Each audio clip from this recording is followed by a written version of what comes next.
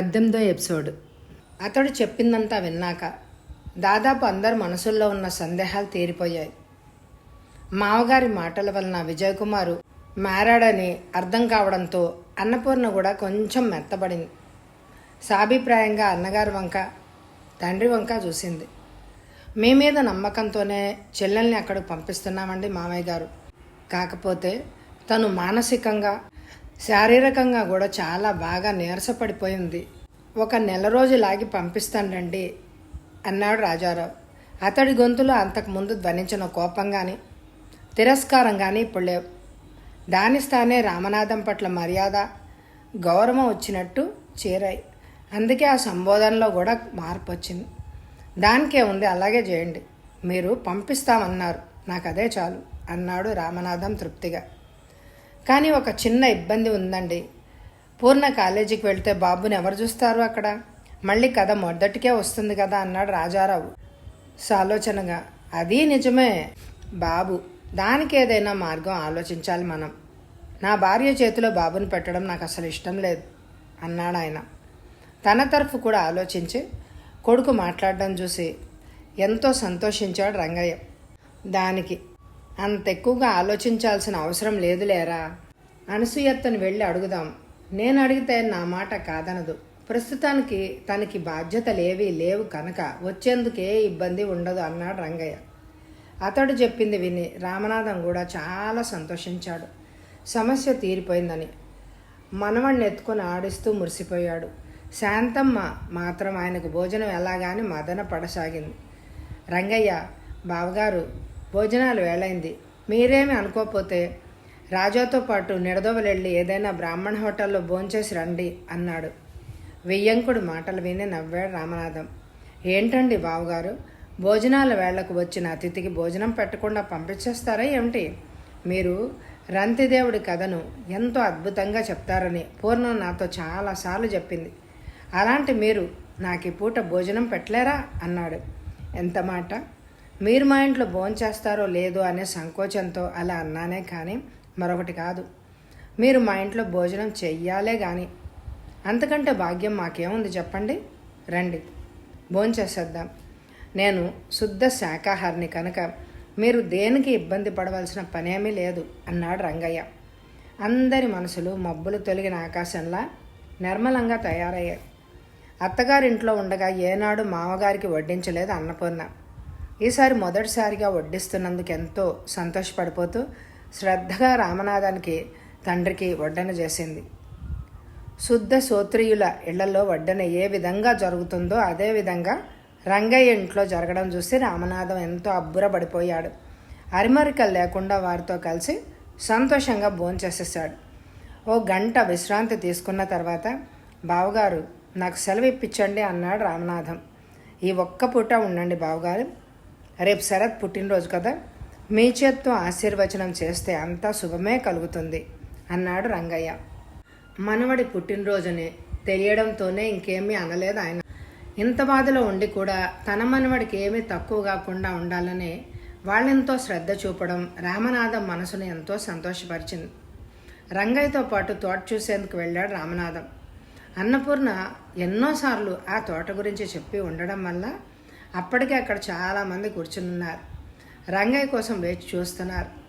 వాళ్ళని చిరునవ్వుతో చూస్తూ ఇంటికి బంధువులు వచ్చారు. ఇవాళ రేపు పురాణ కాలక్షేపం లేదర్రా, ఎల్లుండి యథాప్రకారం ఉంటుంది రండి అన్నాడు రంగయ్య. ఇక్కడికి ఎవరైనా వచ్చి ఇప్పుడు పురాణం చదువుతారా అండి అని అడిగాడు రామనాథం ఆశ్చర్యంగా. ప్రత్యేకంగా ఎవరు రారండి, నాకు చిన్ననాటి నుంచి భారత భాగవతాలు చదువుకోవడం అలవాటు. ఏదో నేను చదువుతుంటే ఈ చుట్టుపక్కల వాళ్ళందరూ వచ్చి రోజు వింటూ ఉండడం అలవాటైపోయింది బావగారు అన్నాడు రంగయ్య. ఎంత మంచి అలవాటు! నాకు అలా చదువుకోవడం ఇష్టమే, కానీ కొంచెం ఓపిక శ్రద్ధ లేవండి. హడావిడిగా రోజులు గడిచిపోతూ ఉంటాయి, దేనికి ఖాళీ దొరకదు అన్నాడు రామనాథం. అంతా మనం చేసుకోవడంలోనే ఉంటుంది బావగారు. ప్రణాళికాబద్ధంగా పనులు చేసుకోవడం అలవాటు చేసుకుంటే ఏది కష్టం కాదు. నేను 2 పూట్ల పొలం వెళ్తాను. సాయంత్రాలు ఇలా అందరితో కూర్చుని సత్కాలక్షేపం చేస్తూ ఉంటాను. ఎప్పుడో కానీ నా దినచర్యలో మార్పు ఉండదు. మనసులో బలంగా నిశ్చయం ఉండాలే కానీ చేసేందుకు ఏది అడ్డురాదు. బావగారు అన్నాడు రంగయ్య. నిజమే బావగారు, ఆ దిశగా నేను ఎప్పుడూ ఆలోచించలేదు. ఇక నుండి ఆ విధంగా ఆలోచించడానికే ప్రయత్నిస్తాను. మీ ఇల్లు, ఈ తోట, ఈ పరిసరాలు, ఈ పరివారాన్ని చూస్తుంటే నాకు పురాణాల్లో చదివిన మునివాటికలు గుర్తొస్తున్నాయి అన్నాడు రామనాథం. అంతటి వారితో నాకు పోలికేంటంటే ఏదో పని పాఠాలు చేసుకొని బ్రతికేవాడిని. తీరిక సమయాన్ని ఇలా గడిపేస్తూ ఉంటాను అంతే అంటూ నవ్వాడు రంగయ్య. గొప్పవాళ్ళు ఎప్పుడు తమ గొప్పదనాన్ని ఒప్పుకునేందుకు ఇష్టపడరులేండి. అది మీ అన్నపూర్ణని పెంచిన విధానంలోనే తెలుస్తుంది. ఎంత ఒద్దిక గల పిల్ల, ఏ పని చేసినా ఎంత నేర్పుగా చేస్తుంది. తాను పూలు వస్తూ పాటలు పాడుతూ ఉండగా చాలాసార్లు విన్నాను. గంధర్వ గానం అంటే ఇదేనా అని అనిపించింది. అడిగితే సంగీతం ఎక్కడా నేర్చుకోలేదు అంది. కానీ తను పాడితే చాలా శృతి శుద్ధంగా ఉంటుంది అన్నాడు రామనాథం ప్రశంసగా. అంతా మీ అభిమానం బావగారు. ఏ కారణంగా అయితేనేమి మీరు మా ఇంటికి రావడం మా అందరూ అదృష్టంగా భావిస్తున్నాం. అమ్మాయి మీ గురించి, వసంత గురించి ఎప్పుడు చెప్తూనే ఉంటుంది. అలా వినడమే కాదు, కళ్ళారా చూసాం ఈరోజు. తప్పు ఎవరు చేసినా నిశీతంగా ఖండించే పక్షపాత రహితమైన మీ వైఖరి మాకెంతో నచ్చింది. మీ అబ్బాయిలో మార్పు ఎంతవరకు నిలిచి ఉంటుంది అనేది దాని మీద మాకు పెద్దగా నమ్మకం లేకపోయినా మీరు పూర్ణకి నచ్చజెప్పి ఒప్పించిన తీరు చాలా బాగుంది. అమ్మాయి జీవితం ఏమవుతుందో అని బెంగపడుతున్న మాకు మీ అండలో క్షేమంగానే ఉంటుందనే నమ్మకం నాకు, రాజాకు కూడా సంపూర్ణంగా కలిగింది. అన్నిటికంటే అదృష్టం మనవడి పుట్టినరోజు మీ చేతుల మీదుగా జరగడం అన్నాడు రంగయ్య. నిజమే, ఆ అదృష్టం వాడిది కాదు, నాది. కన్న తండ్రికి కూడా దక్కని భాగ్యం నాకు దక్కింది అన్నాడు రామనాథం ఆనందంగా. అనుకున్నట్లే మర్నాడు శరత్ పుట్టినరోజు ఆత్మీయులందరి మధ్య ఎంతో వేడుకగా జరిగింది. భోజనం చేసి రామనాథం బయలుదేరాడు. రాజారావు అతన్ని నిడదవోలు స్టేషన్లో దింపొచ్చాడు. తిరిగి వచ్చాక రాజారావు రంగయ్యను కలిసి అనసూయమ్మ ఇంటికి వెళ్ళారు. తలవని తలంపుగా వచ్చిన అన్నగారిని, మేనల్ని చూసి ఉబ్బి తబ్బిబ్బైపోయింది అనసూయమ్మ. వాళ్ళకి మర్యాదలు చేసేందుకు హడావడి పడుతూ ఉంటే రంగయ్య వారించాడు. అనసూయ, నేను ఇప్పుడు నీ మర్యాదల కోసం రాలేదమ్మా. నీతో పెద్ద పనుండి ఇలా వచ్చాను. అమ్మా సీత, నువ్వు కూడా ఇలా వచ్చి కూర్చో అంటూ అనసూయమ్మ కోడలు సీతను కూడా పిలిచాడు రంగయ్య. సీత మొహమాట పడుతూనే వచ్చి అత్తగారి పక్కన కూర్చుంది. ఏం లేదమ్మా, నీకు తెలుసు కదా, అన్నపూర్ణ ఉద్యోగం చేస్తోంది. తను కాలేజీకి వెళ్ళే సమయంలో బాబుని ఎక్కడ ఉంచాలనేది ఒక పెద్ద సమస్య అయిపోయింది. అదీగాక ఇప్పుడు మళ్ళీ గర్భవతి అయింది. అందుకని కొంతకాలం పాటు నువ్వు అక్కడికి వెళ్ళి పూర్ణతో పాటు ఉంటావేమోనని అడగడానికి వచ్చాను అన్నాడు రంగయ్య అర్థిస్తున్నట్లుగా. అదేంటన్నయ్య అంతలా బ్రతిమిలాడుతున్నట్టుగా అడుగుతావేంటి? నీ అవసరం నాది కాదా? తప్పకుండా వస్తాను అంది అనసూయమ్మ. ఆవిడకి రంగయ్య అంటే ఎంతో ఇష్టం. అదే కాకుండా ఎన్నో ఆపద సమయాల్లో రంగయ్య ఆ కుటుంబాన్ని ఆర్థికంగా నిలబెట్టాడు. అందుకని ఎంతో కృతజ్ఞత కూడా. అందుకే ఏమీ ఆలోచించకుండా ఒప్పేసుకుంది. అది కాదమ్మా, ఇది ఒకరోజో 2 రోజులు అయ్యేది కాదు, కనీసం 2-3 ఏళ్ళు ఉంటుంది నీకు ఈ బాధ్యత అన్నాడు రంగయ్య. మరేం పర్వాలేదన్నయ్య, నేను వస్తాను. నాకేం బరువులా బాధ్యతలా? రాయుడు కూడా నా మాట ఎప్పుడు కాదండు అంది అనసూయమ్మ కొడుకును ఉద్దేశించి. వెంటనే రంగయ్య సీతవంక చూశాడు. నీ ఉద్దేశం ఏమిటి అన్నట్టుగా. ఆమె ఏదో చెప్పబోయి తటపటాయింపుగా ఆగిపోయింది. అది గ్రహించిన రంగయ్య, ఏంటమ్మా చెప్పు, నేనేమైనా పరాయివాణ్ణా నీకు అన్నాడు. అది కాదు పెదనాన్న, అత్తమ్మ మీతో వచ్చేందుకు నాకేమీ అభ్యంతరం లేదు. కానీ లోకులు అత్తగారికి తిండి పెట్టలేక ఎవరింటికో పంపేసింది అని నన్ను అంటారు. అదిగాక మా ఆడపడుచు పార్వతి ఏమంటుందో. వీటన్నిటికంటే ముఖ్యమైనది, మీరు అన్ని సంవత్సరాలు అత్తమ్మను అక్కడ ఉండాలి అని అంటున్నారు. ఆవిడ లేకుండా నేను, పిల్లలు, ఆయన ఉండలేం పెద్దనాన్న అంది సీత దిగులుగా. కోడలి మాటలు వెంటనే కొట్టిపారేసింది అనసూయమ్మ. లోకులు కాకులు, వాళ్ళ మాటలు అన్నీ మనకెందుకు? అసలు మనం ఎందుకు పట్టించుకోవాలి? ఇంకా పార్వతి గురించి నీ మనసు బంగారం అని దానికి తెలియదా? నేను అన్నిటికంటే ఆలోచించేది పిల్లల గురించి, నీ గురించే. పిల్లలు నేను లేకపోతే ఉండలేరని నాకు కూడా తెలుసు. కానీ అయిన వాళ్ళకి అవసరం ఉన్నప్పుడు ఆదుకోకపోతే ఎలాగా చెప్పు? పూర్ణకి దసరా, సంక్రాంతి, వేసవి సెలవులు ఉంటాయి కదా, అప్పుడు వచ్చేస్తూ ఉంటాను ఇంటికి. అందాక ఎలాగో ఓపిక బట్టి సర్దుకుపోవాలి మరి అంది. తనకి తట్టని పరిష్కారాలన్నీ కూడా ఎంతో చక్కగా ఆలోచించి చెప్పిన చెల్లెల వైపు ప్రేమగా చూశాడు రంగయ్య. అలాగే సీత వైపు చూస్తూ, నీకు సమ్మతమేనా అమ్మా అని అడిగాడు. చెప్పాను కదా పెదనాన్న, నిజానికి నాకేం అభ్యంతరం లేదని. నాకు పూర్ణ కూడా చెల్లెలే కదా, ఎలా కాదంటాను. లోకుల గురించి ఆలోచించవద్దని అత్తమ్మ చెప్పాక ఇక నాకే చింత లేదు అంటూ నవ్వింది సీత. వెంటనే రాజారావు లేచి సీత దగ్గరకు వచ్చి, ఇవాళ నువ్వు మా అందరిని ఎత్తిన పాలు పోసావమ్మా. భగవంతుడు నిన్ను మీ పిల్లలందరినీ చల్లగా చూడాలి అంటూ సీత చేతులను అందుకొని కళ్ళకద్దుకున్నాడు. అయ్యో అన్నయ్య, ఏం పనిది అంటూ కంగారుగా అక్కడి నుంచి లేచింది సీత. మరి మేము వెళ్ళొస్తామమ్మా, వచ్చే బుధవారం బాగుంది. ఆ రోజు రాజా వస్తాడు, సిద్ధంగా ఉండే అన్నాడు రంగయ్య. పెదనాన్న, కాస్త మజ్జిగ పుచ్చుకు వెళ్ళండి అంటూ 2 గ్లాసుల నిండా మజ్జిగ తెచ్చిచ్చింది సీత. ఆ తర్వాత చెల్లాయికి ఇష్టం కదా, తంపటి పెట్టిన వేరుశెనగకాయలు తీసుకున్నాను అంటూ సంచితో కాయలు తెచ్చిచ్చింది. ఆమె అభిమానానికి ముగ్ధుడవుతూ ఆ సంచిని అందుకున్నాడు రాజారావు. ఇంటికొచ్చాక జరిగిందంతా చెప్పారు శాంతమ్మ, వసుంధర. అన్నపూర్ణ నిశ్చింతగా ఊపిరి పీల్చుకుంది.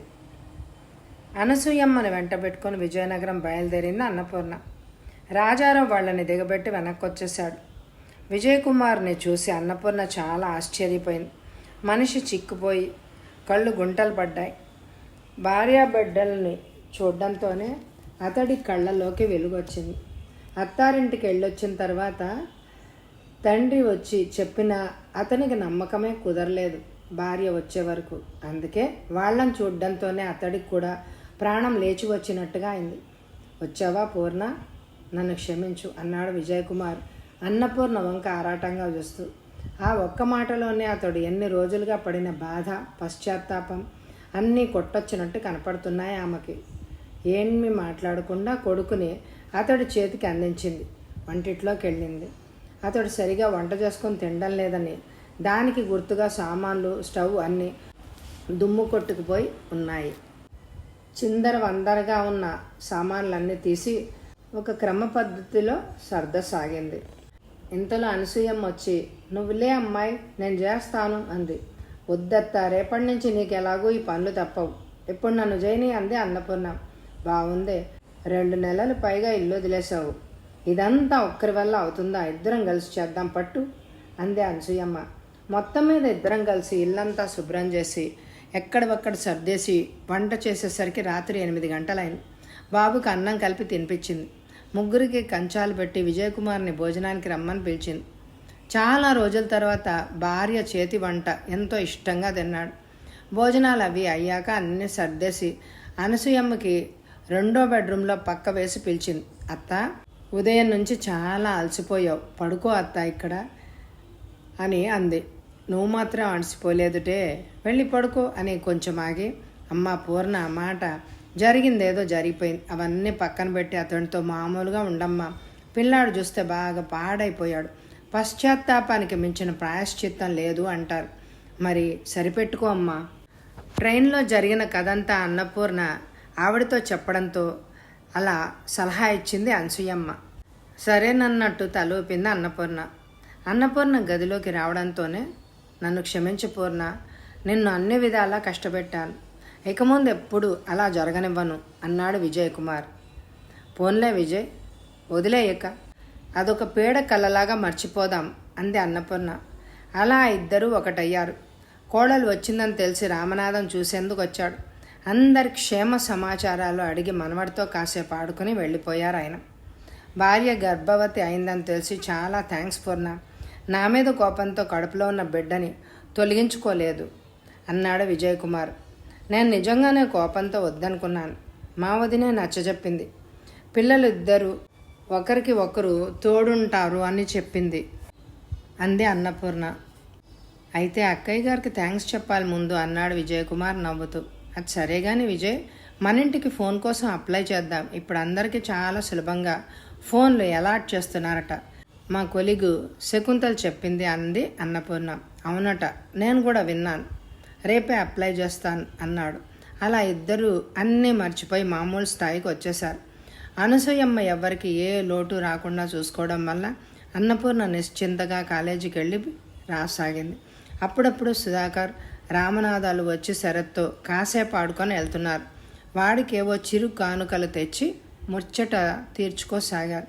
మధ్యలో 1-2 సార్లు మోహన్ రావు దంపతులు కూడా వచ్చి బాబుని చూసి వెళ్ళారు. జీవితం చాలా ప్రశాంతంగా గడిచిపోతోంది. విజయ్ కుమార్ ఎంతో బాధ్యతగా మెలుగుతూ ఇంటి వ్యవహారాలన్నీ చూసుకోసాగాడు. సంక్రాంతి పండుగకు వసంత ఒక్కతే వచ్చింది.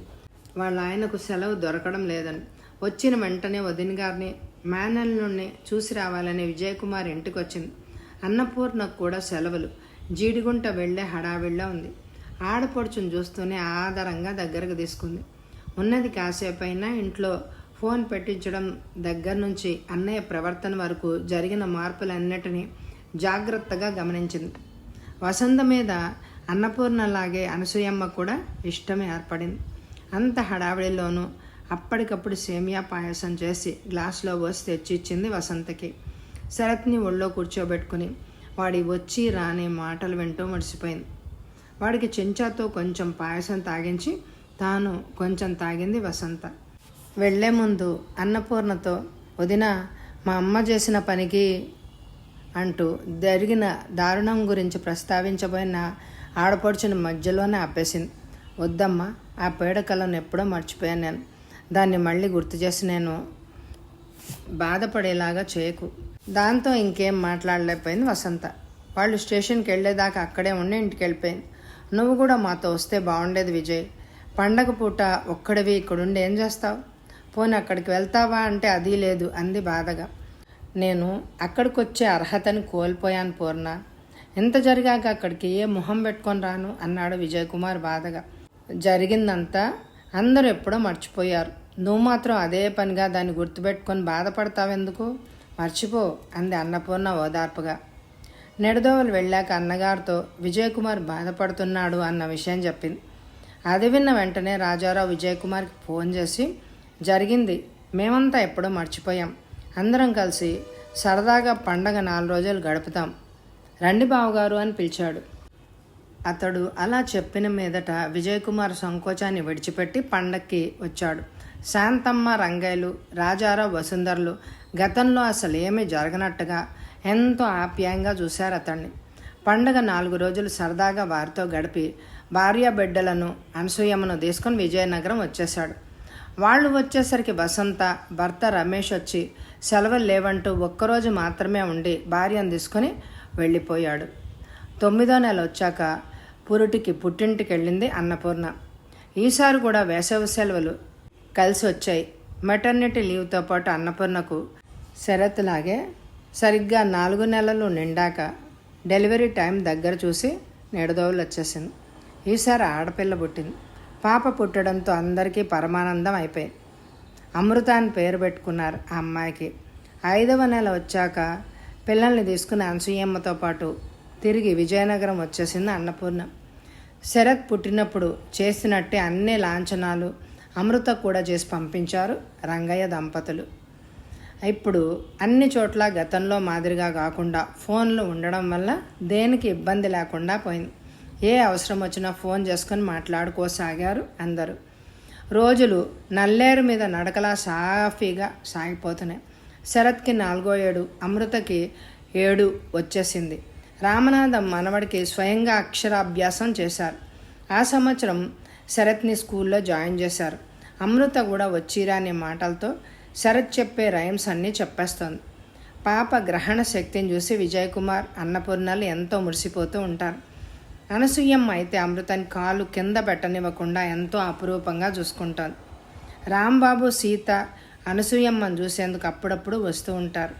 వచ్చిన ప్రతిసారి చేలో పండ అంటూ ఏవేవో తెచ్చి అన్నపూర్ణ ఇల్లు నింపేస్తూ ఉంటారు. పిల్లలు తింటారు అంటూ అరిసెలు, జంతికలు వంటి పిండి వంటలు చేసి తీసుకొస్తూ ఉంటుంది. ఎందుకక్క ఎంత శ్రమ పడతావు అని అన్నపూర్ణ మందలిస్తే చిరునవ్వే సమాధానంగా ఇచ్చేది సీత. వాళ్ళకి బట్టలు పెట్టి తన రుణభారాన్ని కొద్దిగా అయినా తీర్చుకునేది అన్నపూర్ణ. హెడ్ ఆఫ్ ద డిపార్ట్మెంట్గా అన్నపూర్ణకి ప్రమోషన్ వచ్చింది. జీవితం ఎంతో ప్రశాంతంగా గడిచిపోతోంది. శరత్ 7వ తరగతి, అమృత 5వ తరగతి చదువుకుంటున్నారు. ధీరజ్, దీపక్లు చదువు పూర్తయి ఉద్యోగాలు వచ్చి బొంబాయిలో ఒకరు, ఢిల్లీలో ఒకరు సెటిల్ అయిపోయారు. వసుంధర పిల్లలు వెళ్ళిపోయాక మాకేమీ తోచలేదంటూ అమృతను తమ దగ్గరికి తీసుకెళ్ళిపోయి అక్కడ స్కూల్లో జాయిన్ చేసేసింది. ప్రస్తుతం శరత్ ఒక్కడే వాళ్ళ దగ్గర ఉంటున్నాడు. ఈ ఎపిసోడ్కి ఎక్కువ లైకులు ఇవ్వండి. అలాగే కథ వచ్చే ఎపిసోడ్లో విందామా? Thank you very much my dear friends.